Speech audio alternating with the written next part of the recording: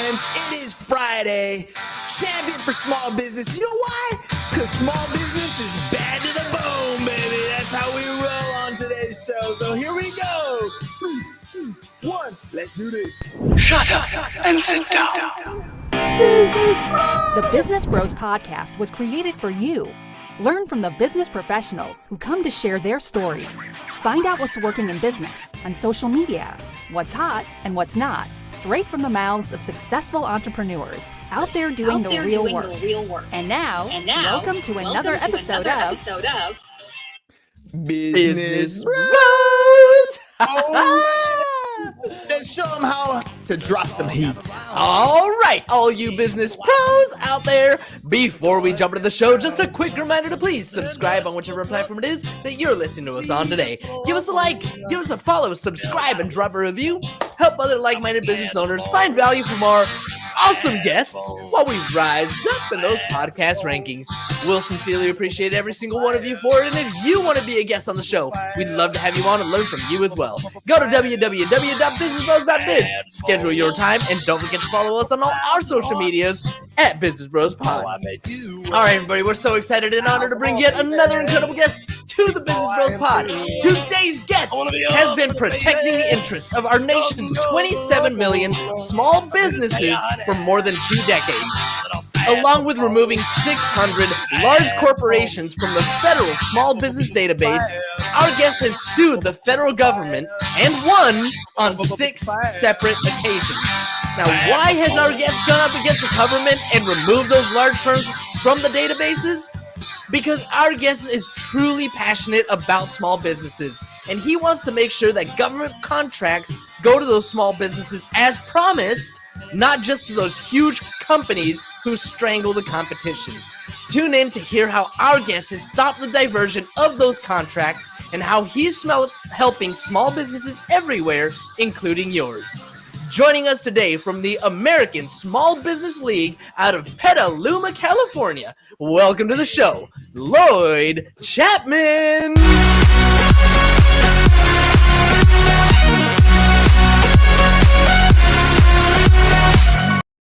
Woo! All right, Lloyd, welcome to the program. Thanks for having me. What's an honor is being in the presence of somebody who fights for small business. We talk to small business owners each and every day, and oftentimes we don't even know the mess that we're getting into as entrepreneurs. And here you are standing up for us when we don't even know that things are going against us. So thank you for what you do, and again, welcome to the show. Well, thank you. Thanks for having me. All right, let's start off with our origin question. As always, Lloyd, why become a champion for small business? Couldn't you have just gotten into business yourself and played by the rules and learned these rules and become successful on your own right? It was an accident. My father was a contracting officer for the Air Force back in, I guess, the mid-'80s. And I went to work for a small Hispanic-owned computer company. And my dad was telling me how to use the Freedom of Information Act to get information that would help them get more government contracts. And my dad told me how under federal law, the government had to do at that time 20% with small businesses and all that stuff. So I did a Freedom of Information request on a government contract that I saw on television. And that was I wound up in federal court several years later. And I won that case, and it turned out to be one of the largest Freedom of Information cases anyone ever won. And the judges were so unhappy at the attorney for the Pentagon that they were screaming at this lady, and she's crying hysterically in federal court. And when it was over, I remember watching her walk out of the courtroom with this big giant briefcase, and I felt like, Godzilla. I had made the Pentagon's lawyer cry. Right? But it's very empowering. It feels more like a David and Goliath story. I mean, here you are trying to help get contracts for your own, your dad's small business, and all of a sudden you find yourself in federal court against against the Pentagon. I mean, what? I mean, there's got to be more to that. Like, did you know anything as you were getting into it, or at some point you were like, what am I doing here? No. It wasn't my dad's small business. It was a company that I'd taken a job with in California. And I had no idea. I was just very naive, but I could tell. Well, I tell you what I could tell. Back then, federal law mandated that a minimum of 20% of all federal contracts and subcontracts would go to small businesses. And when I did a Freedom of Small Business Subcontracting plan on this particular contract, the goal for small businesses was 16/100%. So the law said 20, and when I got the document, it was 16/100%. And that was shocking. And I had met my Congresswoman, Barbara Boxer, at that time, and I called her office and talked to her about it. And back then, a guy named Les Aspin was chair of the House Small Business Committee. She put me in touch with his office, and I told them what I'd found. And there was a congressional investigation into that. And as a result of that one deal that I worked on, the dollars for small businesses went from 16 million to 517 million. So I got $501 million in additional money for small businesses with about, I don't know, 6 phone calls. So And- yeah, exactly. What was the big change that happened as far as the qualifications for a business, or was there just big corporations that were being classified as small business? Well, at that time, there's multiple problems in this arena. But the problem at that time was, even though the law said small businesses are supposed to get 20%, the Pentagon was allowing their contractors to give them, tenths of a percent, 2/10, a 1/4%, things like that. And then as I got into it later on, I found that they were giving small business contracts to the biggest companies in the world. But here's something that I want everybody to know. The largest economic stimulus program that's ever been passed by Congress in the history of America to help the American people is the Small Business Act. It was passed in 1953. So the law that today says a minimum of 23% of all federal contracts should go to small businesses, that's the largest economic stimulus program ever passed by Congress for the American people in the middle class, and nobody knows that. Nobody knows that. They never talk about it on television. You never hear, President Biden or anybody talking about it, but that's a fact. Under typical economic stimulus programs, I remember under TARP, small businesses got $1 billion. Under the American, what was the next one called? I forget what that was called, but small businesses got $2 billion. If the government gave small businesses the 23% they're supposed to get, that would be over $350 billion. So it's the largest economic stimulus program in America today, and it's essentially been repealed by Fortune 500 firms, greedy Fortune 500 firms who want every penny the government spends. They don't want that 23% to go to small businesses. They want it. So something else that nobody knows, you can't get on national television and talk about it, but the Small Business Administration, the only agency in this country to help the 30+ million small businesses where most Americans work, has essentially been closed. They pretty much, they've cut the budget to the point that the agency really can't function anymore. But again, you'll never see this on national television. So it's still around, but just like a face, not really as a organization that has meat behind it to help small business. Is that what I'm hearing you say? Yeah. In fact, quite frankly, here's another thing that's going to shock people. Let me tell you something that I say to reporters when I start to talk to a reporter. I've won 110 Freedom of Information Act legal battles against the federal government at this point in time. So in the last 32 years, I've gone to federal court 110 times and won. My win ratio against the government since 1989 is 98.5%. So I say that because when I tell reporters, I said, can we agree you can't win 110 lawsuits against the government and be a conspiracy nut? And they go, yeah, we agree, right? But so what was your question again? Yeah, well, I mean, thinking in the conspiracy now, because we're living in an era where everything is a conspiracy, where every angle or every opposition or every opinion that goes against the mainstream ends up being a conspiracy theory here. So, but you have actual court winnings that are in favor of what you're saying. So why isn't this something that more people are aware of? Why isn't it small business rallying around this? Especially they're the ones who in this last pandemic really got shit on. Yep. Well, that's a lot of things come to my mind when you ask that question. Think about media. Think about national television. ABC, CBS, CNN, Fox, the Washington Post. Those are businesses, and they sell advertising. And who buys advertising on national television? Fortune 500 firms, right? Yes. So national media is not going to run stories about how small businesses create 99% of all the net new jobs and how Fortune 500 firms haven't created one net new job since 1980. They're not going to run that story, right? Of course And there's been a dozen federal investigations that found that thousands of Fortune 1000 and bigger corporations around the world have gotten small business contracts. You're not going to see those stories anymore on national television. So you're not going to watch CNN and see a story how one of their biggest advertisers is violating federal law to hijack billions in federal small business contracts. Also, another thing, again, that I think is hard to believe is there aren't any actual organizations out there in America to represent small businesses. All the groups that you would think are there to help small businesses are fronts for Fortune 500 firms. I remember my mother told me something, 20 years ago. She says, honey, why don't you call the SBA and see if they'll help you? Well, that's the problem. All the policies that in October of 2021 allow the federal government to report a contract to a Fortune 500 firm or their subsidiary were developed by the Small Business Administration. And, there are groups out there like the NFIB, the National Federation of Independent Business. If you go into a small business, there'll be a little black plastic with gold on it that says NFIB. And people think that that's some type of small business lobby group.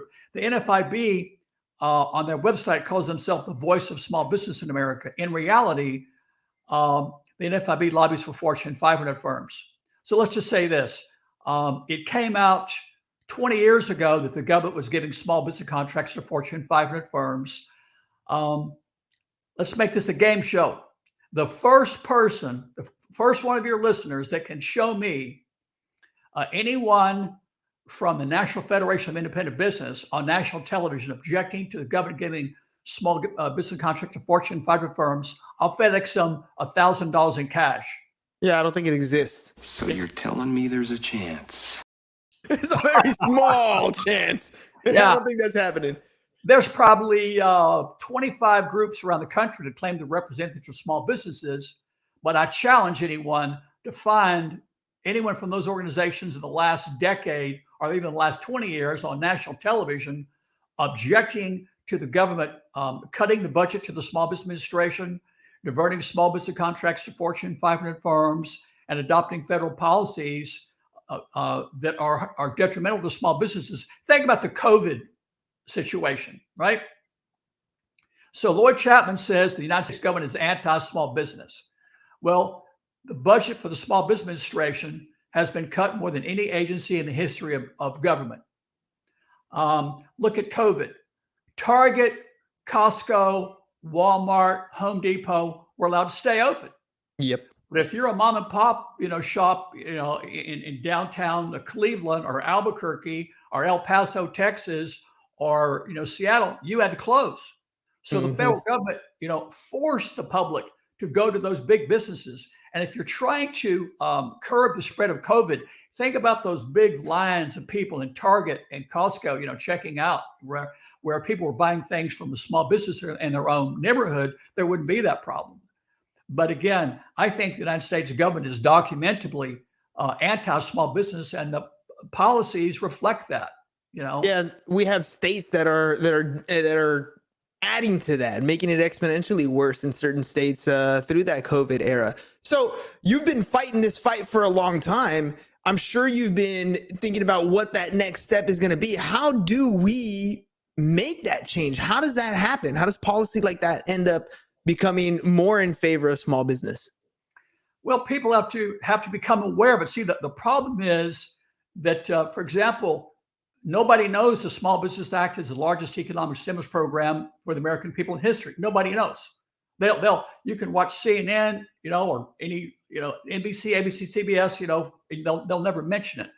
According to the U.S. Census Bureau, 98% of all the companies in America have less than 100 employees. Think about that. 98% of all the businesses in America have less than 100 employees.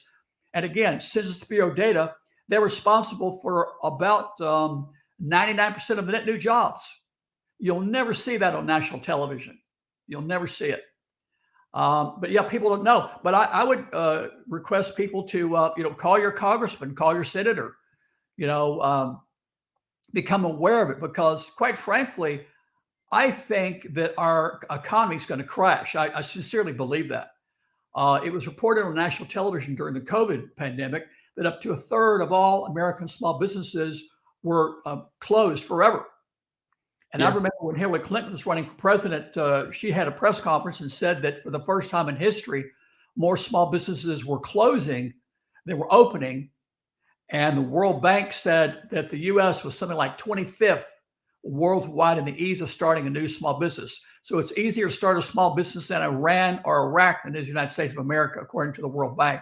I'm not sure what that number is today, but this was about 5 years ago. I think the U.S. was 25th or 26th.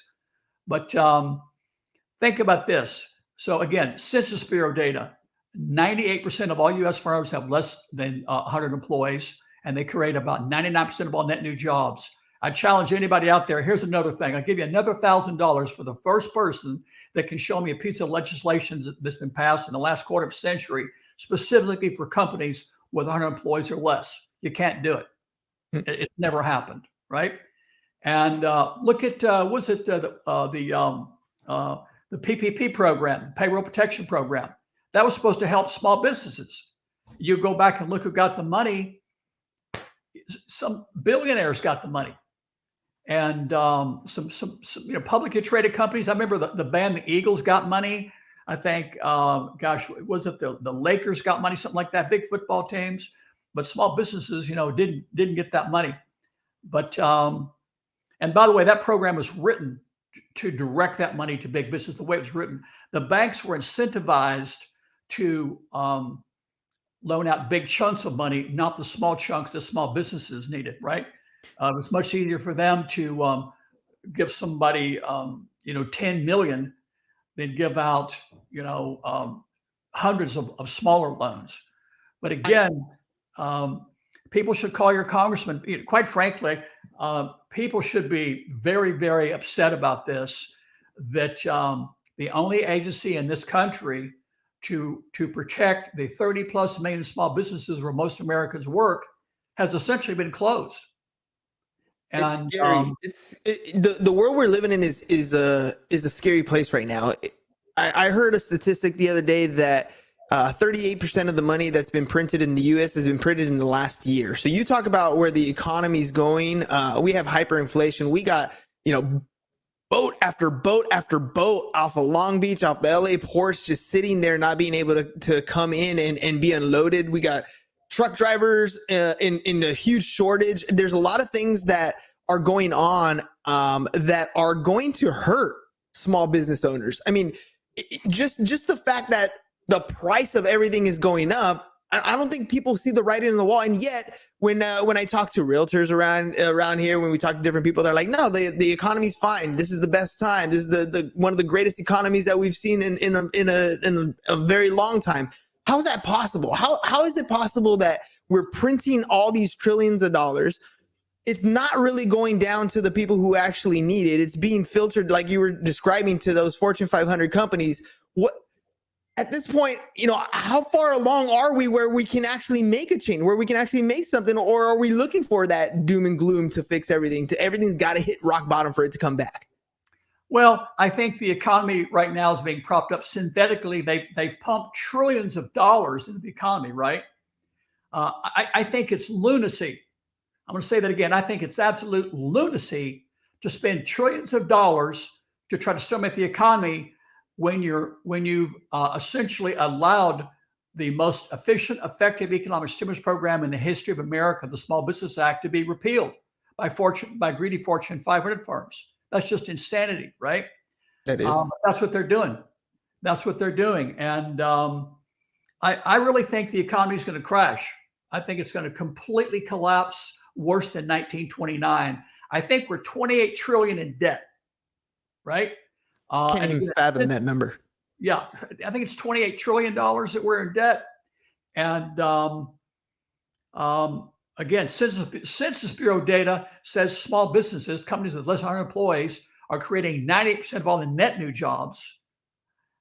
And the government policies are anti-small business, closing the SBA, allowing the Small Business Act to be repealed, diverting small business contracts to Fortune 500 firms, forcing small businesses to close while Fortune 500 firms like Costco and Target and Home Depot can stay open. I don't see anything. I don't see how it's possible for the economy not to collapse. Quite frankly, I really don't. I agree with you. I think the writing's on the wall. Lloyd, you've been fighting for so long that you have become a tremendous resource of information. If we go to your website, scrolling across the bottom, asbl.com, what kind of resource can we find there, and what can we expect to do there? Oh, mainly the ASBL.com website is designed to educate people about the problem of how the government has repealed the Small Business Act and diverted all that money to Fortune 500 firms. It's got it's kind of a library of all the media we put out, the press releases, the blogs, the radio shows, TV shows, podcasts, things of that nature, right? But as far as I know, it's the only resource on the internet where anyone is objecting to these anti-small business policies. I remember, gosh, I guess this was 2008 or 2009. I want to say it was called CIT or CTI. There was a bank that was the largest lender in America to small businesses, woman-owned business, minority-owned businesses, and the government was spending trillions of dollars to rescue banks, and they allowed that bank to fail. So they saved other banks that were not lending money to small businesses. Again, I think it was CTI or CIT, I can't remember, but they allowed that bank to fail. The largest lender in America to small businesses, woman-owned businesses, minority-owned businesses, and the government wouldn't save that bank.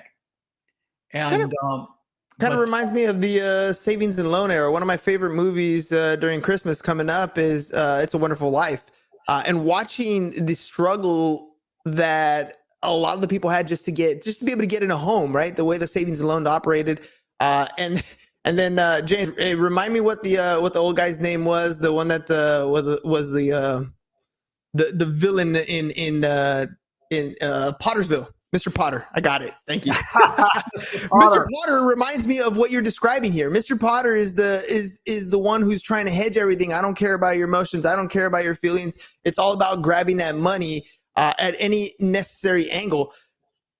Part of it, I feel, and the majority of it, I feel, has to do with what politicians are doing in Congress. I mean, they're the ones who control the purse strings. They're the ones who are there. And yet we don't really see much about congressional races. They exist, but that's not what the mainstream is. It's always, our focus is always on the president, that executive branch. And the executive branch is not the one who's always making these rules, right? I don't think people quite understand how government and politics work so that they can make these changes. Can you help elaborate on that? I'll tell you something. I've met most of the presidents in my lifetime. I've lobbied Congress for years. I've been in every office in the Senate and the House multiple times. When Barack Obama was a senator from Illinois, his chief of staff told me to consider their conference room my office in Washington. And I've spent so many days of my life walking the halls of Congress, pulling a little carry-on bag with brochures and talking to people, meeting with people. But the Fortune 500 firms own the government. They own it. They own it. I saw, here's some documentary. He ain't lying. Yeah, he ain't lying. They should watch Requiem for the American Dream. They should watch Inequality for All. They should watch Saving Capitalism. They should watch The War on Whistleblowers. And if you want to know what my life is like, go watch some of the documentaries on Truth and Power. Truth and Power, I think, is on Amazon Prime. There are 10 documentaries about actors like myself and what happened to them. If you're an activist, whether it's Black Lives Matter, civil rights, small business, animal rights, and you're taking on the government, they come after you. And the things they do, you wouldn't believe. I can't believe you just brought up Saving Capitalism. I was literally showing that movie in my classroom today and watching about what Robert Reich was doing, and being a champion for a lot of these small businesses. How close he was to the Clinton administration and the policies that he tried to put in place, and how everything got shut down as soon as he made a ruckus. How basically the Fortune 500 companies said, sorry, we're going to lobby against this. He ended up losing a battle when he was trying to argue about marketing to small children about sugary cereal. I mean, it's some crazy stuff that you see. It's money. It's money. I worked on Obama's campaign for several months, and I met him, and he appointed me to serve on the Small Business Advisory Committee. And he told me he had to raise $50,000 a day to be in the Senate. And that was, what was that, 15, 20 years ago. But big businesses own our government. I think it's Inequality for All, and also in Requiem for the American Dream, it comes out that there's like 50 people in America that have more money than like the bottom 85% of Americans. And the concentration of wealth leads to a concentration of power. Mm-hmm. And that just gets worse and worse and worse. So every year, the concentration of wealth and political power in America gets worse and worse. You have a smaller and smaller number of people having more and more political power, and they're not using it, for the benefit of the American people. They're using it, to make more money for themselves. But again, here's another challenge I'll throw out there. If anybody can show me a member of Congress, during the day, standing before that whole body, objecting to the government giving small business contracts to Fortune 500 firms, I'll give the first person that can show me that video, I'll give them $1,000 too, because you can't do it. In the last quarter of a century, I don't believe even one member of Congress has ever stood up and objected to policies that have diverted trillions of dollars in federal funds that should be going to the middle class to Fortune 500 firms. I've never seen it. And to tell you the truth, I was talking to a guy today. I've never seen anybody other than me on national television objecting to federal anti-small business policies. I've never seen it. Well, that's because you've never been trying to raise capital to win an election. So if there's no money flowing your way, then there's no backs you have to scratch. But everybody else who gets into politics, that's exactly what happens. The only reason they're there is because they were given money to get there. Yeah. I'm afraid, that our government is, I think it's too late. I really do. I hate to sound kind of like a downer like that, but I think that Washington is so corrupt that I don't think it's possible to change.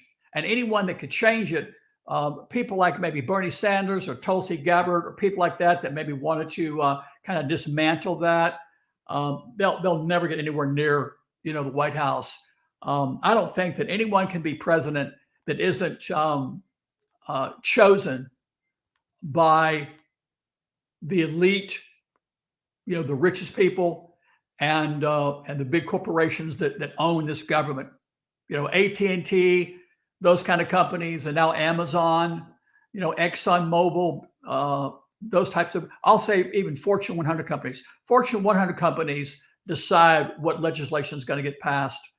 And it affects every area of our lives. For example, Americans pay more for a certain prescription than anybody in the world. Bernie Sanders used to take people in buses across the border to Canada, to buy their prescriptions for maybe like a fourth of what they're paying for it in America. I can't think who it was. I was listening to somebody the other day on a podcast. But America spends more money on healthcare than any other country in the world, and yet we have worse outcomes. Right? We have a higher infant mortality rate than some third world countries. So every area of our life, the FDA, the Pentagon, every federal agency is generally controlled by the large corporations that they're supposed to regulate, right? And every committee in Congress that oversees either the banking industry or the defense industry or the oil and gas industry, that committee is controlled by that industry. And you can go look in websites and see that. There's lots of websites that show where that money comes from, right? But yeah, it's unfortunate, very unfortunate. And it's the doom and gloom, and you know, the thing is, normally you'd have the conspiracy theory behind you, but I love how you started the show. 110 different court cases, 98% victories. I mean, there's something to be said when you have, you know, there's a difference between somebody who's done their research and confirmation bias. So what I say today is, you know, whatever opinion you have on any side of any topic, you can Google it and you can find results that are there. That is not research. That is confirmation bias. What you've done in your life is you've actually done the research. You've done the homework. You've taken it to court. You've fought the battles and you've won. So what you're seeing is not something that is far-fetched. It's something that is a reality of what's happening in our small business. Lloyd, it's been a pleasure having you on the show today. A lot of information that you've shared with us. Kind of scary, kind of gloomy. It's like Apple had that commercial back in the 80s, right? How 1984 will not be like 1984. Well, yeah. Damn, in 2021, it sure as hell starting to feel like it, right? Yep. I mean, it's the way things are. Lloyd, before we head out, if people want to get more information, see what kind of stuff you got going on, where can they do that? Go to my website, ASBL.com. You could go on YouTube and see all my TV appearances. I've got LloydChapman.com, LloydChapman.net. But people need to get unhappy about this and talk to their congressmen. Things need to change. They need to quit cheating the American people on the money that they're supposed to get under the Small Business Act. Absolutely. Ladies and gents, it's up to us. Like, we, the people. That's it. Without us, they got nothing. But if we remain ignorant, if we don't have any homework, we don't stand up and say something, they're just going to keep on doing what they're doing. So who knows what tomorrow holds, as long as we start educating ourselves and meeting people like Lloyd, learning from people who've already been fighting this fight for us, and then go out there, grow your business, make the money that you need to, but fight the fight as well. Lloyd, thank you very much for coming on the show. Ladies and gents. We'll see you guys again next week. Peace. And we're out. Thank you for listening to the Business Bros Podcast. Are you looking to get more clients or to increase your income? Hernan, the business bro, can help you generate referrals through the power of podcasting. And James, the insurance bro with Pipeline Insurance, can help you effectively add insurance to your existing business. If you are ready to create wealth today and generational wealth for tomorrow, email businessbros@seeusfirst.com to schedule a free consultation or join the Business Bros Network, www.businessbros.biz.